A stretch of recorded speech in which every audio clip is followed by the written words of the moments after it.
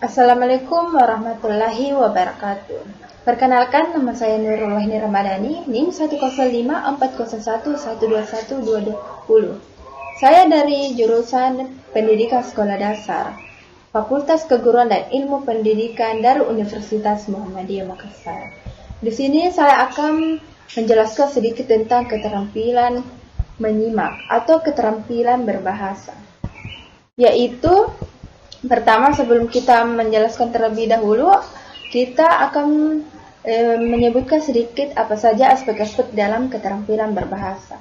Yang pertama yaitu keterampilan menyimak atau mendengarkan, kedua yaitu keterampilan menulis, ketiga yaitu keterampilan berbicara, dan keempat yaitu keterampilan membaca.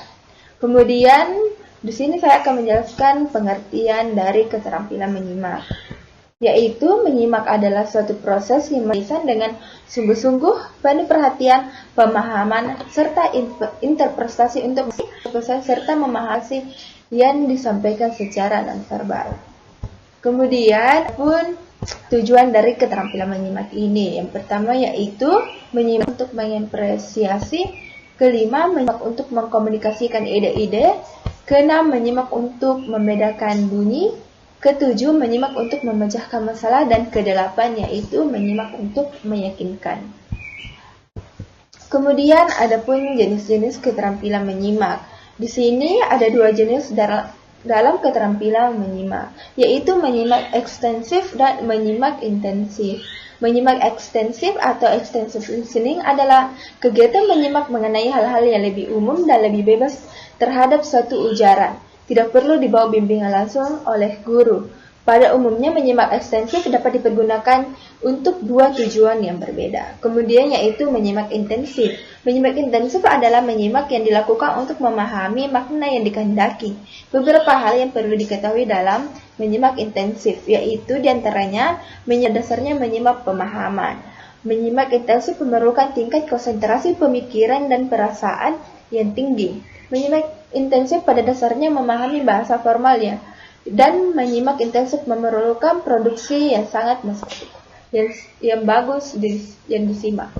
Kemudian yaitu adapun proses dalam menyimak.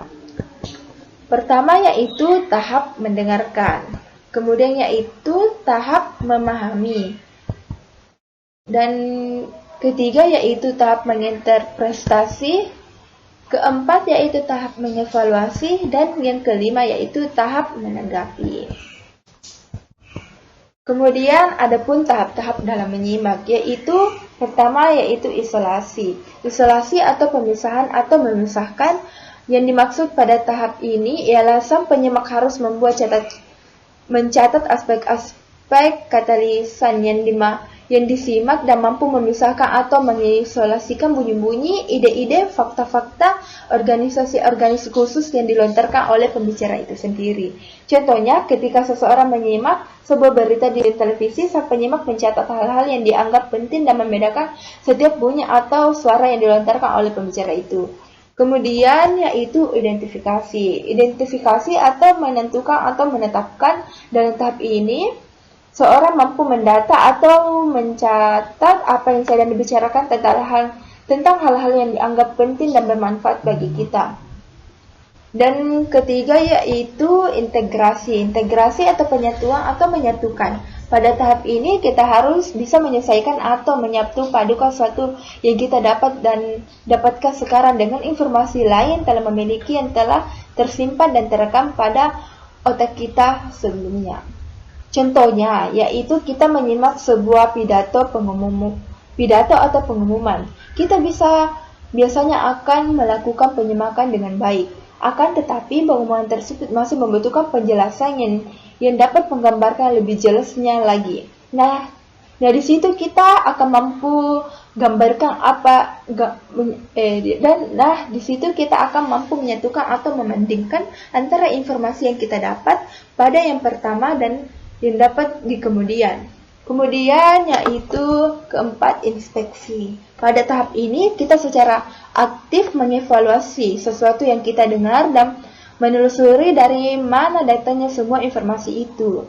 Dalam kegiatan penyimakan ini, Juga kita bisa memberikan kesan atau pendapat kita agar kita dapat memproses evaluasi bisa terkesan dengan lebih baik dan tidak dengan secara setengah-setengah.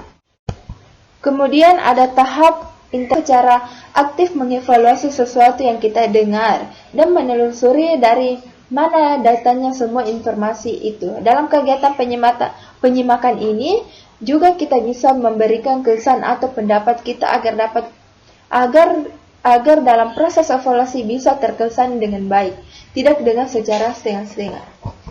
Sekian dari penyampaian saya. Assalamualaikum warahmatullahi wabarakatuh. Terima kasih.